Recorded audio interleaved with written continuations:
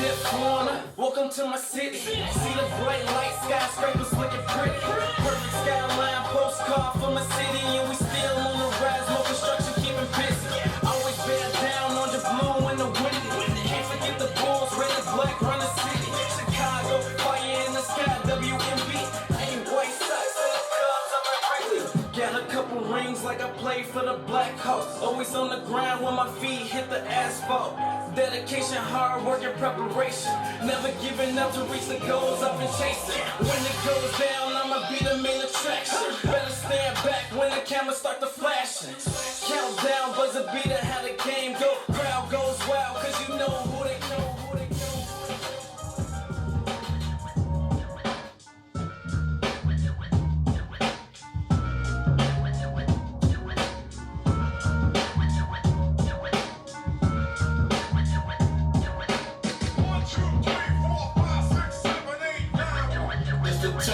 Commandments, why? Man, can't tell me nothing about this. Can't tell me nothing about this. My hustler. It's on the corner, I ain't forget you. Triple beam.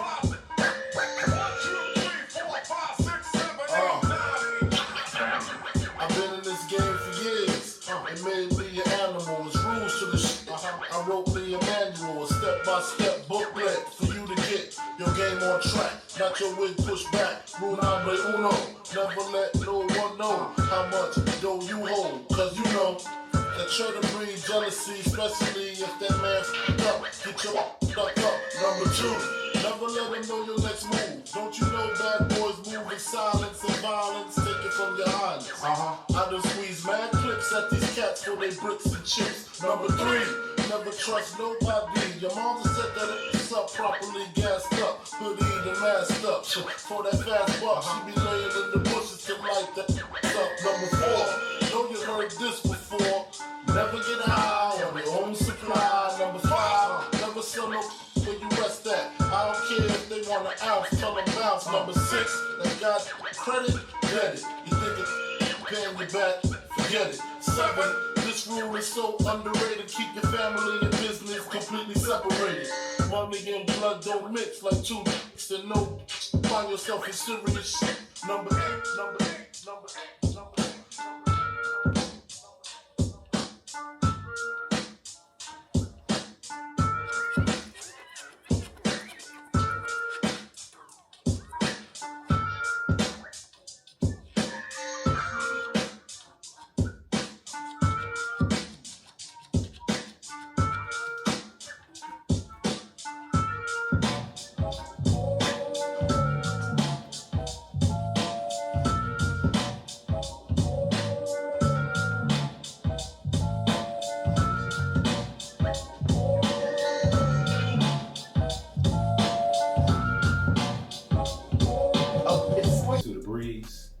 I'm JV, or John B, and I have GC, artist, DJ, performer, one of Chi-Town's greatest.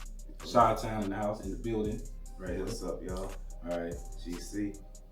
So we already know where you're from, but what part of Chicago are you from? Like tell me how you grew up. I'm from Inglewood, 71st and Ada.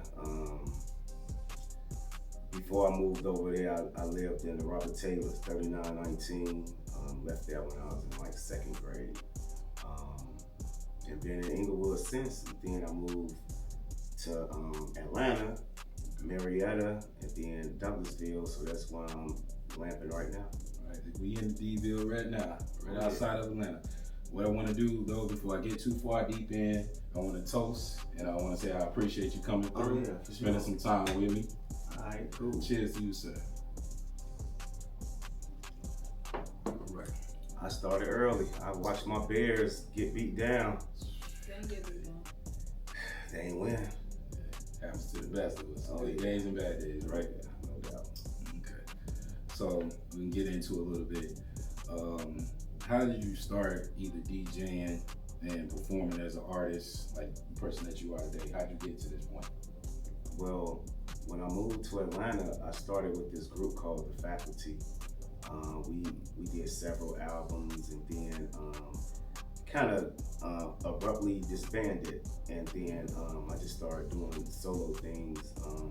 Put out a mixtape called Growth and Redevelopment, and I was pushing that, and after a while, you know, just kept going and doing different things as far as DJing and behind the scenes type stuff. Okay. So what happened that you think, like, as you was trying to produce these albums and actually push your work out there, did you feel like you ran into like a buzzsaw wall or something? Like it was something that you kept running into that, like, was it maybe financial stuff, or was it more like, hey, you know, every time I turned around, the door wasn't opening, like trying to get through this door? I can't even say that. It was more like life things, you know what I mean? Like, okay, I still had real life type shit going on, you know what I mean? And it's kind of hard without a lot of help. You know, a lot of people say they get it from the mud, and that may be true, but it's still, you still got a team behind you that believe in you and probably can let you sleep on the couch for 2 years until you get your deal and all that, you know. I ain't had that. You know, the man in me just wouldn't allow me to do something like that. So at that point, I did what I had to do as a man.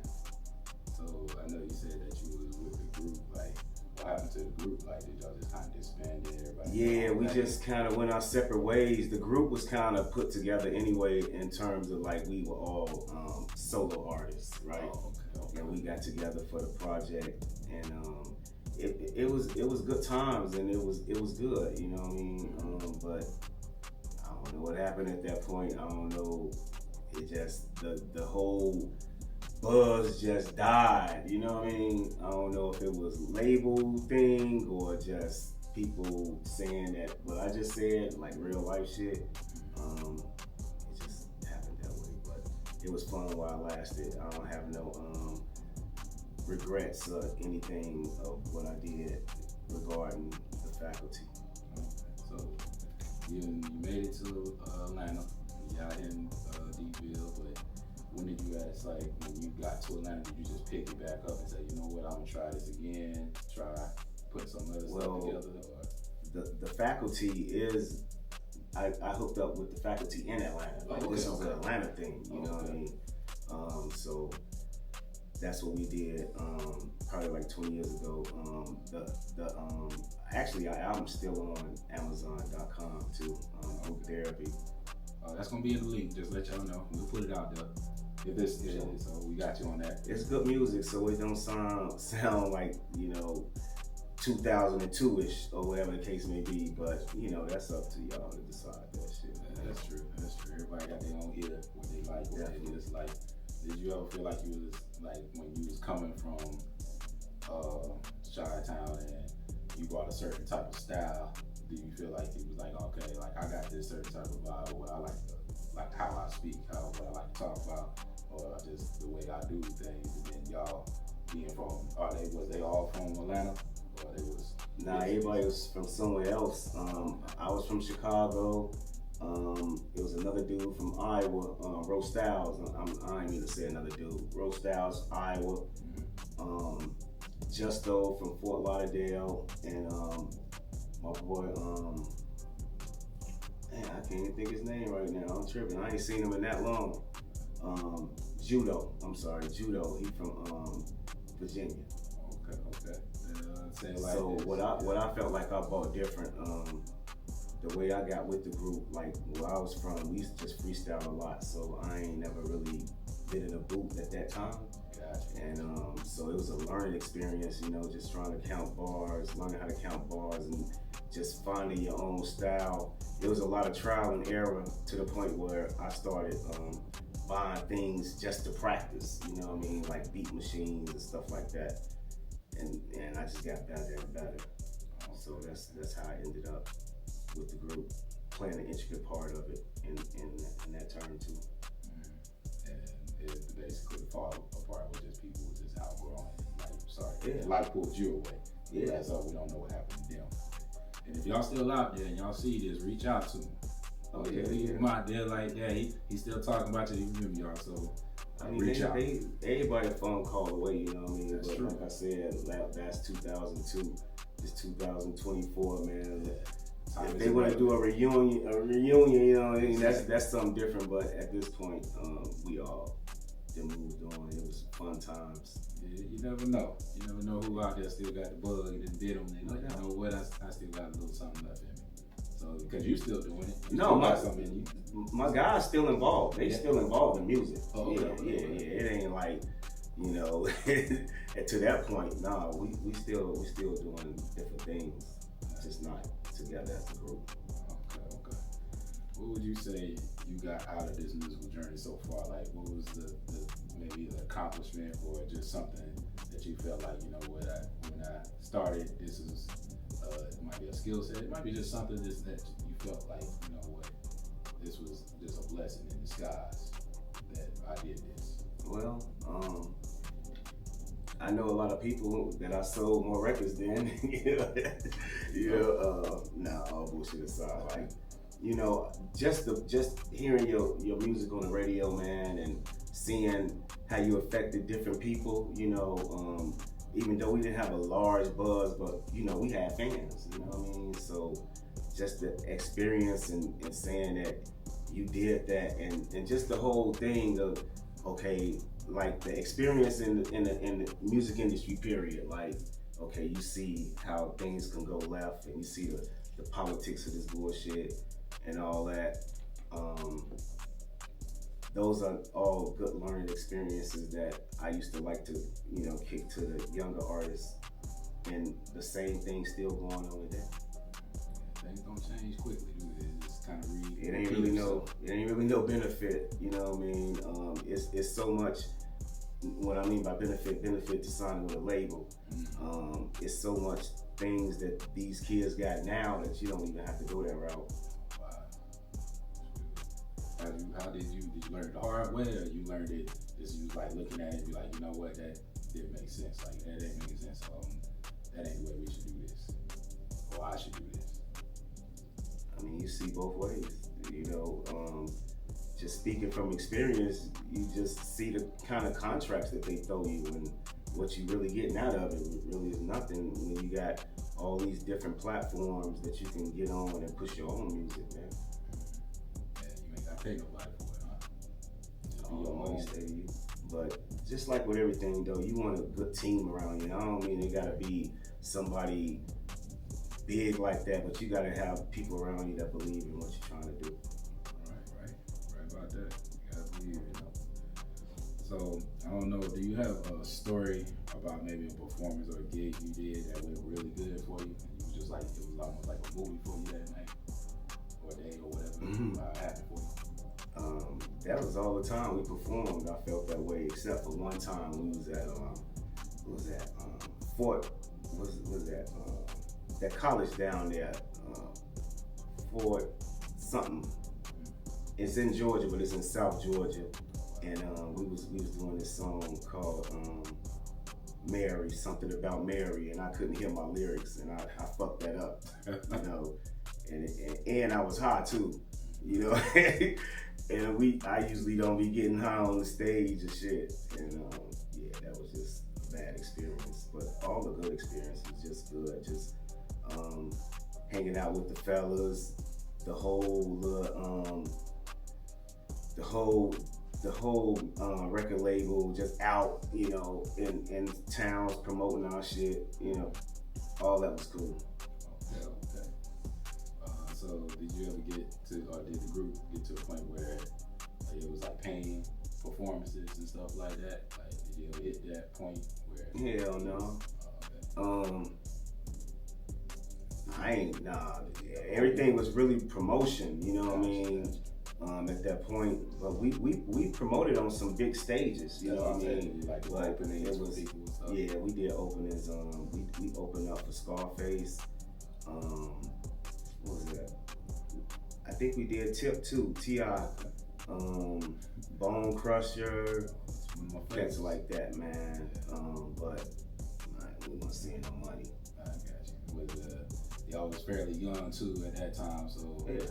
It's like, did y'all have any interaction, or should I say, being in that industry, have you had any interaction? You ain't got some names, but art, like people that might be big at this time or big, you know, that it was good or it went bad. Like, do you feel like some artists, like once you hit a level, you just kind of forget? I mean, we met artists all the time. We did shows with artists all the time, but it wasn't no situation like what they can do for us because we was already signed. We just weren't signed to a major label, you know what I mean? And to be honest with you, they just didn't have the backing to put us where we really needed to be at that time. There wasn't no we doing shows and trying to connect. Even though, you know, they ain't had the financial backing and all the connections, you know, it was still like a little family environment, and we didn't want to. It never came to me like to try to do some shit behind their back, like, hey man, sign me, you know. Right. So it wasn't none of that. Like that. Yeah, it wasn't none of that. Hey man, we're gonna put this group under our wing type shit. Is that label still up and going now, or is it pretty much disbanded too? That I know of is disbanded. And I think somebody else bought our shit. I tried to download a couple of our songs on SoundCloud, and they actually marked me, and I'm like, what? Wow. I wrote this shit. So I gotta go do some digging on my end too, you know what I mean? Somebody owe you something. Right. They owe you some rights, whatever it is. So take me back to the first time you performed. Were you nervous about it? Like, or you was so felt, you was so like on, like you was like, I'm so good, I ain't even gonna be nervous, I'm out here, I'm just gonna do my thing. Or did you go out there and the butterflies here standing in front of these people like this, like how they gonna receive me? I was nervous, but the thing about it, we felt our shit was so tight, we practiced so much that it wasn't nothing that would have had me, you know, throwing up on mom spaghetti type shit, you know what I mean? Right. So shoot. Alright, well, tell me your favorite type of music that you like, either you like to listen to, perform, or what's the genre that you kind of prefer over everything? Man, I'm more of that, I like that boom bap era, you know what I mean? I'm heavy on the vocals with a nice drum track behind it, you know what I mean? But it's definitely everything that I like revolve around lyrics, you know? I like substance in my music. So, if you collab with any artist, and you either feature for them or they could be a feature for you, who would it be? Multiple artists. It's a lot of them. Yeah. It's everybody favorite. KRS, Rakim, Chuck D, Wise Intelligent. You know what I mean? That's the type of stuff that I like right there. Okay. Tribe. Of course, Tribe, right? Yeah. Why not? Right. Yeah. So, yeah. All right. So let's talk about, you got stuff on SoundCloud. There's some stuff that you technically can't get your hands into right now. Right. But like, what is your favorite actual track that you like on SoundCloud? No Competition. That's my favorite solo record. So now give us a little background. How did it come about? My guy Justo, that's a member of the faculty, sent me that track, and then you know I started buying a lot of records and DJing, and I only bought the stuff so I can DJ and just see little samples and stuff that I can get, and I sampled Slick Rick on that and put it together, and that's one of my favorites. The actual that one right there, that one. Which song? There is no competition. Okay. I think it was Lottie Dottie. Oh, yeah. I got you. Well, like you said, you can catch you on SoundCloud. Oh yeah. I want to say I hope y'all enjoyed the set he put together, so you can see that first anyway. So we're talking after the set. So it was live, it was a vibe. I hope you enjoyed that. Is there anything else you want to talk about before we get up out of here? Yeah, hey, I just want to tell you big ups, man. JB for inviting me to the set, man. And hey, let's just do what's best. And hip hop forever, goddamn it. I don't know, man. I think we can talk about that too. Like it's been changed. Hip hop has changed. Big change. Dramatically. I don't hear no scratching no more, but you know, the beat's still dope though. You know, we gotta work on them lyrics though. Yeah, I think that's where we fail at, the lyrical game of it. Coming from where we know these great lyricists that came out of course, Chicago, New York, and anywhere, Atlanta too. Atlanta, of course, Atlanta. Yeah, you know, it is still some out there, you know, but we need to make that more mainstream right now. Right. You know, stop talking about the same senseless. I call it senseless, but it's just drugs and the shit that's getting us killed and locked up. Right. You ain't said, I said it. Snitching on ourselves in the song. Right. Yeah. You know. I ain't gonna say no names, but we know about that. But regardless of the fact, like again, I appreciate you again. I'm definitely gonna come back. I hope you come back. You know, be with us and you know, throw down another set, or we do something different. We already talked about doing a little something different. We're gonna do it. So with that saying, this is the breeze. And this is how we flow. Peace.